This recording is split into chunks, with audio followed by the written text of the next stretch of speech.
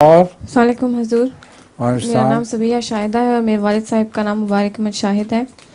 हुज़ूर, मेरा सवाल सूरह बकरा आयत 179 से है। तर्जुमा: ए वो लोगो जो ईमान लाए हो, तुम पर मकतूलों के बारे में बराबर का बदला लेना फ़र्ज़ किया गया है। हुज़ूर, मेरा सवाल है कि बराबर का बदला से क्या मुराद है? क्या कातिल को भी ऐसे ही कत्ल किया जाए जैसे उसने मकतूल को कत्ल किया था?